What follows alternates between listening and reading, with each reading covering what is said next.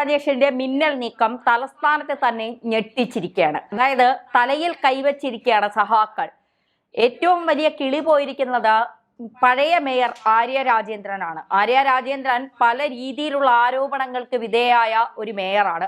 നമുക്കറിയാം, KSRTCയിലെ താൽക്കാലിക ജീവനക്കാരനായ യദുവിനോട് ആര്യ രാജേന്ദ്രൻ കാണിച്ച കൊള്ളരുതായ്മകൾ എന്തൊക്കെയാണ് എന്നുള്ളത്. ഇപ്പോ ഡെലിവറി ബോയിയായി നടക്കുകയാണ് യദു. ഒരാളുടെ ഉപജീവന മാർഗമാണ് ആര്യ രാജേന്ദ്രൻ ഇല്ലാതാക്കിയത്. ഇത് തന്നെയാണ് BJP നിരന്തരം ആവർത്തിച്ചു കൊണ്ടിരുന്നത്. ആര്യ രാജേന്ദ്രൻ എന്ന് പറയുന്ന CPMന്റെ അല്ലെങ്കിൽ ഏറ്റവും ചെറിയ കുട്ടിയെ ഞങ്ങൾ മേയറാക്കി എന്നൊക്കെ പറഞ്ഞ് തലസ്ഥാനത്തെ ആ വലിയ കസേര കൊണ്ട് കൊടുത്തിട്ട് ഒരു പക്വതയും ഇല്ലാത്ത ഒരു സ്ത്രീയെ പിടിച്ച് അവിടെ മേയറാക്കിയല്ലോ എന്ന സഹാക്കൾ പോലും മൂക്കത്ത് വിരൽ വച്ച ഒരു സന്ദർഭം ഉണ്ടായിരുന്നു.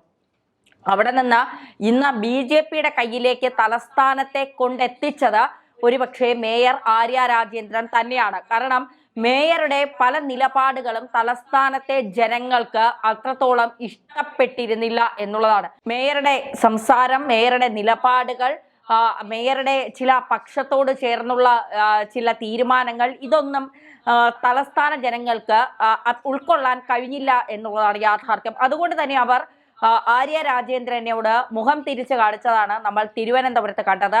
ഈസിയായി BJPക്ക് തിരുവനന്തപുരം കൊണ്ടുകൊടുക്കാൻ ആര്യ രാജേന്ദ്രന് കഴിഞ്ഞു എന്നുള്ളത് കാരണം BJPയുടെ പല നേതാക്കന്മാരുടെ വീടുകളിലും, അല്ലെങ്കിൽ VV രാജേഷ് തന്നെ അറിഞ്ഞോ അറിയാതെയോ അദ്ദേഹം ആര്യ രാജേന്ദ്രന്റെ ഫോട്ടോയിൽ ഡെയിലി വിളക്ക് കത്തിക്കാറുണ്ട് എന്നാണ് കേൾക്കുന്നത്. അതിന്റെ വാസ്തവം നമുക്കറിയില്ല, തമാശയായി പലരും പറയുന്നത്. എന്തായാലും മേയറുടെ മിന്നൽ നീക്കം എന്ന് പറയുന്നത് ആറ്റുകാൽ പൊങ്കാലയാണ് വരാൻ പോകുന്നത്. തലസ്ഥാന നഗരിയിലെ വലിയൊരു ആഘോഷമാണ്. തലസ്ഥാന നഗരിയെ ഫെബ്രുവരി 28 മുതൽ മാർച്ച് 3 വരെ ഭക്തിസാന്ദ്രമാക്കുന്ന ഒരു അന്തരീക്ഷത്തിലൂടെയാണ് കടന്നു പോകുന്നത്.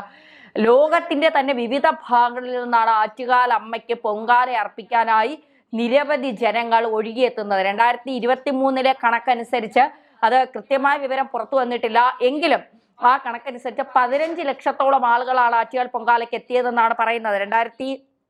2025 കണക്ക് പുറത്തു വന്നിട്ടില്ല. 2026 എത്രത്തോളം ആളുകൾ വരും, അവർക്ക് സൗകര്യങ്ങൾ ഒരുക്കണം, നല്ല റോഡുകൾ വേണം, കാരണം ഒരുപാട് വാഹനങ്ങൾ വരും. അപ്പോൾ ഒരുപാട് സൗകര്യങ്ങൾ ഒരുക്കണം. വ്യാവസായികമായി തലസ്ഥാനം ഒരുപക്ഷെ വലിയ രീതിയിൽ മുന്നോട്ട് പോകുന്ന ഒരു സമയം കൂടിയാണത്. അപ്പോൾ എല്ലാ തരത്തിലുമുള്ള ഒരു വിപുലീകരണം തലസ്ഥാനത്തിന് ആവശ്യമാണ്. ഇവിടെയാണ് മേയർ VV രാജേഷിന്റെ ഒരു കൃത്യമായ ഇടപെടൽ നമുക്ക് മനസ്സിലാക്കാൻ സാധിക്കുന്നത്. 29 റോഡുകളാണ് ഈ തലസ്ഥാന നഗരിയുമായി അല്ലെങ്കിൽ ആറ്റുകാൽ പൊങ്കാലയുമായി ബന്ധപ്പെട്ട് കിടക്കുന്നത്. 29 റോഡുകളിലെ അറ്റകുറ്റപ്പണികൾ തീർത്തുകൊണ്ട് റോഡുകൾ കൃത്യമായി ഗതാഗത യോഗ്യം, നടക്കാൻ യോഗ്യമായ റോഡുകൾ ജനങ്ങൾക്ക് നൽകുക. പൊങ്കാലയ്ക്ക് വരുന്ന ആളുകൾക്ക് ഒരു തരത്തിലുമുള്ള ബുദ്ധിമുട്ടുണ്ടാക്കാതെ അവരെ കൃത്യമായി പൊങ്കാലയ്ക്ക് എത്തി തിരിച്ചു പോകുന്നത് വരെയുള്ള എല്ലാ കാര്യങ്ങളിലും അവർക്ക് എല്ലാ രീതിയിലുമുള്ള തടസ്സങ്ങളൊന്നുമില്ലാത്ത വികസനം അവർക്ക് വേണം എന്നുള്ളതാണ് VV രാജേഷ് നോക്കുന്നത്. അതുകൊണ്ട് തന്നെയാണ് ഇപ്പോൾ ഈ 15 റോഡുകൾ, 29 റോഡുകളിൽ 15 റോഡുകൾ എല്ലാ പണികളും പൂർത്തിയാക്കി ഗതാഗത സൗകര്യത്തിനും നടക്കുന്നതിനുമൊക്കെയുള്ള കൃത്യമായ രീതിയിലാക്കി പണികളൊക്കെ പൂർത്തിയാക്കി. ബാക്കി 20-ാം തീയതിക്കകത്ത് പണി പൂർത്തിയാക്കണം എന്നാണ് ഈ റോഡുകൾ പണിയുന്ന ആൾക്കാർക്ക് മുന്നറിയിപ്പ് നൽകിയിരിക്കുന്നത്. അപ്പോൾ തീർച്ചയായിട്ടും ആ ഒരു ദിവസം തന്നെ അതിന്റെ പണികൾ പൂർത്തിയാക്കും എന്നുള്ളതാണ് മനസ്സിലാക്കാൻ സാധിക്കുന്നത്. മാത്രമല്ല കോർപ്പറേഷന് ഈ ആറ്റുകാൽ പൊങ്കാലയുമായി ബന്ധപ്പെട്ട ഒരുപാട് കാര്യങ്ങൾ ചെയ്യാനുണ്ട് എന്നുള്ളതാണ്. അവിടെ വൃത്തിയാക്കുന്നത് മുതൽ കുടുംബശ്രീ പ്രവർത്തകരെ അവിടെ ഏർപ്പാട് ചെയ്യുന്നത് മുതൽ അവിടെ ഉണ്ടാവുന്ന ഈ വരുന്നവർക്ക് ആഹാരം കൊടുക്കും, അതിന്റെ അവശിഷ്ടങ്ങളൊക്കെ, അതായത് നഗരത്തെ ക്ലീൻ ആക്കാൻ ഒരു പറ്റം ആളുകളാണ് അവിടെ ഇറങ്ങുന്നത്. അവർക്ക് വേണ്ടിയിട്ടുള്ള കാര്യങ്ങളൊക്കെ, വരുന്നവർക്ക് കുടിവെള്ളം, ഭക്ഷണം, അവർക്ക് പോകാനുള്ള സൗകര്യങ്ങൾ എല്ലാം ഒരുക്കുന്നതിൽ നഗരസഭയ്ക്ക് ഒരുപാട് പങ്കുണ്ട്. ആ പങ്കുകളൊക്കെ കൃത്യമായി നിർവഹിച്ചുകൊണ്ട് മുന്നോട്ട് പോകാൻ തന്നെയാണ് മേയർ VV രാജേഷ് ശ്രമിക്കുന്നത്. മറ്റൊന്ന്, അദ്ദേഹം ഈ കഴിഞ്ഞ തവണത്തെ പൊങ്കാലയെ കുറിച്ച് പറയുമ്പോഴും അദ്ദേഹം പറയുന്നത്, കഴിഞ്ഞ തവണ പൊങ്കാലയ്ക്ക് റോഡുകളൊക്കെ പൊങ്കാല കഴിഞ്ഞിട്ടും റോഡുകൾ പണി പൂർത്തിയായില്ല എന്ന് പറയുമ്പോഴും അതിനാരെയും കുറ്റപ്പെടുത്തുന്നില്ല. പണികളൊക്കെ ചിലപ്പോൾ പൂർത്തിയാക്കാൻ കഴിഞ്ഞെന്ന് വരില്ല എന്നുള്ള കൃത്യമായ ലളിതമായ രീതിയിൽ അല്ലാതെ ഈ ഒരു അവസരം മുതലെടുത്ത് ഇടതുപക്ഷത്തെ കുത്താനോ ഇടതുപക്ഷത്തെ കുറ്റം പറയാനോ അവർക്കെതിരെ ആരോപണങ്ങൾ ഉന്നയിക്കാനോ വി രാജേഷ് ശ്രമിക്കുന്നില്ല എന്നുള്ളതാണ് അദ്ദേഹത്തിന്റെ ഒരു വലിയ ക്വാളിറ്റിയായി നമുക്ക് മനസ്സിലാക്കാൻ സാധിക്കുന്നത്. അപ്പോൾ ഈ ക്വാളിറ്റിയാണ് ഒരുപക്ഷെ തലസ്ഥാനത്തെ ജനങ്ങൾ അദ്ദേഹത്തെ ഇരു കൈയും നീട്ടി സ്വീകരിക്കാനുള്ള കാരണം. കൃത്യമായി നരേന്ദ്രമോദി അമിത്ഷായും എടുത്ത ഒരു മികച്ച തീരുമാനമാണ് വി രാജേഷിനെ തലസ്ഥാനത്തെ മേയറാക്കിയത് എന്നുള്ളത്. ഞാനൊരു തലസ്ഥാനത്തിൽ ജീവിക്കുന്ന ഒരാളാണ്.